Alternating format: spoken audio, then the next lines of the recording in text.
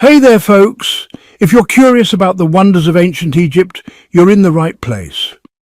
Make sure to follow our channel to catch this video and all the ones we've got coming up.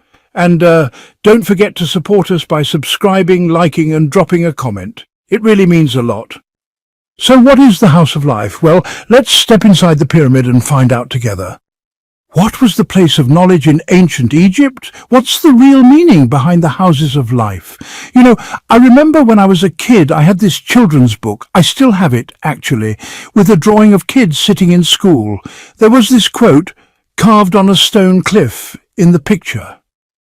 Study hours are as long as mountains. I mean, even 3,000 or 4,000 years ago, kids felt bored in class, and school hours seemed endless. Pretty much just like today. When we talk about education in ancient Egypt, we have to talk about the houses of life. So, what exactly was a house of life? Well, you could describe it as a place of knowledge, a place for teaching, a library, a research centre, a place where knowledge passed down over thousands of years was collected, copied, recopied and recopied again on papyri. These ancient texts held all the knowledge of their civilization, the knowledge of the pharaohs. Who had access to these houses of life? Well, of course, people who could afford it, but also some who couldn't. In fact, money wasn't always necessary. The priests would go looking for the smartest kids, boys and girls, to recruit them so they could later train and work in the temples. We know the houses of life existed as far back as the Old Kingdom.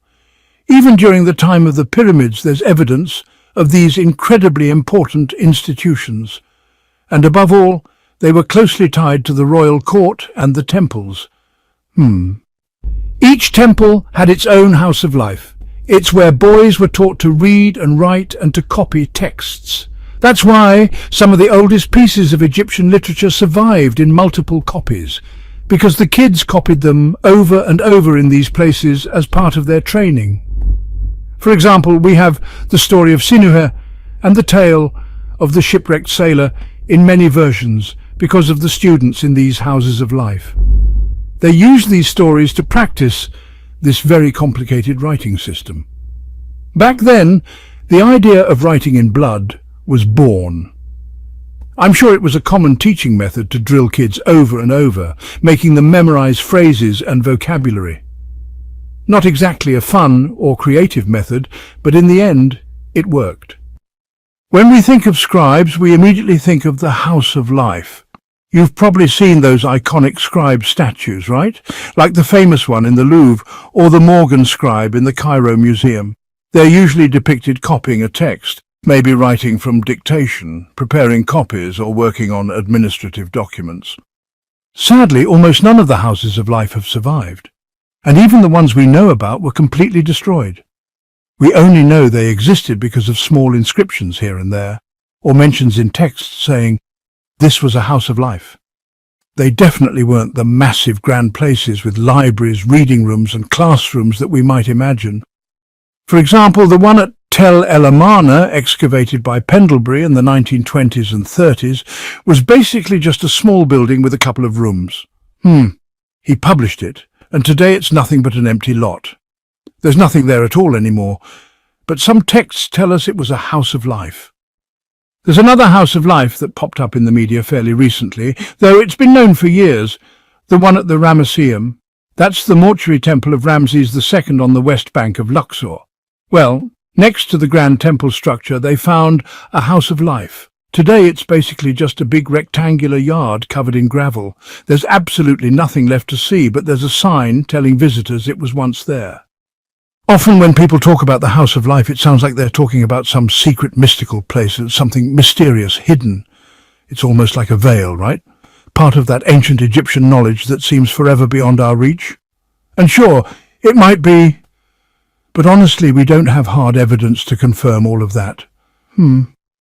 What we do have are copies of texts that we know were produced in the houses of life.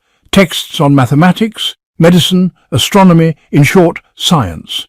These were subjects the priests focused on because all this knowledge was deeply connected to the priesthood, especially the priesthood of Ra.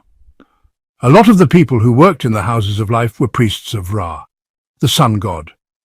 We don't fully understand why, but it's a fact. These scientific texts show us aspects of life that didn't necessarily reach the general population.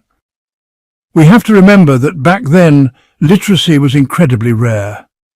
Maybe 5% of people at most could read and write. The rest were illiterate. Of course, you could give a medical papyrus to a farmer. But so what? He could keep it and preserve it, but he wouldn't understand it. He couldn't read it. It was the priest's responsibility to watch the skies, to track the stars, to understand the calendar, because that was the only way to keep time. All of this knowledge was passed down through the houses of life. That tells us these places were centers of very specialized, precise knowledge. Once my friend Marina Escolano, an Egyptologist from Liverpool University, told me that in Osirian at Abydos she suspected there might have been a house of life there. It's just an idea she's been considering. She's not sure, but she mentioned it to me once. It's possible that this hidden, closed-off part of the temple might have been connected to the house of life. These kinds of structures tied to thought, knowledge, and the sacred. I hope you enjoyed this new episode from Inside the Pyramid. Oh, and by the way, we have a special guest today, the Pyramid Cat. He usually shows up during live streams, but this time he sneaked in here and jumped onto the recording equipment. So I'm going to let him say goodbye for us. All right, little one? Say goodbye properly. Thanks so much to everyone for watching. Don't forget to subscribe if you haven't already, and we'll see and hear each other again in 7 days, right here inside